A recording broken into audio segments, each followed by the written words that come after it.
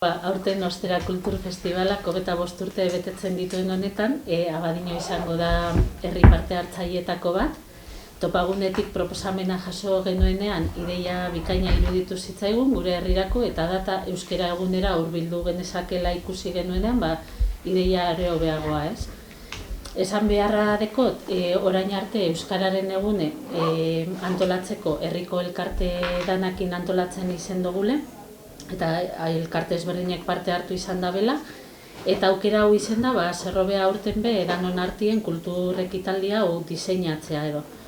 Uste dut asmo handiko kartel bat gelditu dela, ekitaldi oso interesgarriekin eta jentearen parte hartzea sustatuko dauena. Euskaran mundu oso bat kabitzen da aurtengo osteraren leloa eta bat datorrena gure bizitzan beti aldarrikatu izan dugunaz. Abadiñon badagoela euskeraz bizi, lan egin, ikasi edo aisialdiaz disfrutatzeko aukera. Eta, jentia animatu lau egun honetan parte hartzera eta disfrutatzera kartel honekin. Kultur Festivalak, Ostera Kultur Festivalak lau egun hartuko ditu, ostegun ostira larun bata igande, 28 eta 9 eta barrien da benduak batian. Kultur Festivalak izena dauko euskaran mundu oso bat kabitzen da. Eta horrekin gure esan justu ikusaraztia euskeraz edozelako, guztitariko kulturra adierazpenak kabitzen diela. Abadiñoko egitaragua hasiko da ostegunien, azaroako da 8, kulturgintza bihar nola sustatu kulturranistasuna mainguru batekin, mainguru hortan hartuko da parte Josa Zerrin Handia, Eneko Sagardoi, Leire Vargas eta Joldi Beristain. Aproba zine mundua, literatura mundua, Joldi Beristain berabe aktoresa da, eta hitz egitea justo kulturgintzak dauzkon erron. Baina ez da Joldi. Ez Joldi ez, onintzan beita, parkatu, onintzan beita hori da. Ez, aprobat kultur mundu diferentetakoa, zinia, literatura, tal.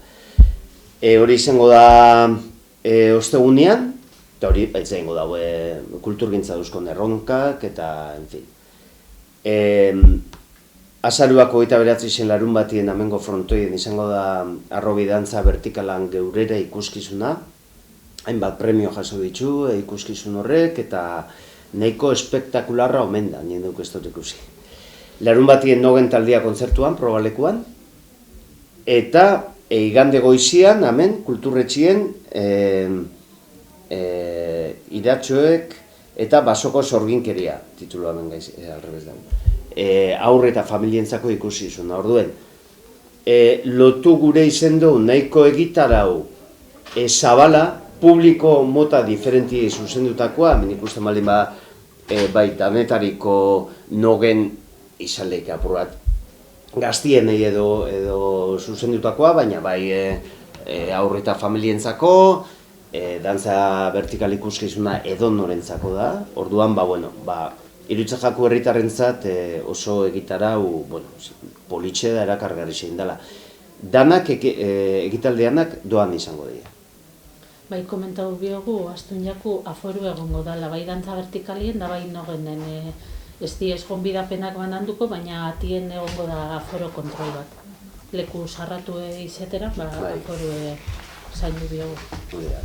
Guk aurten alegin berezia nahi gauenin behintzat erakartzeko euskeratik, euskal hiztuna ez da, euskal kulturgintzatik apur bat ekosistema horretatik kanpo dauden jendia erakartzekoa.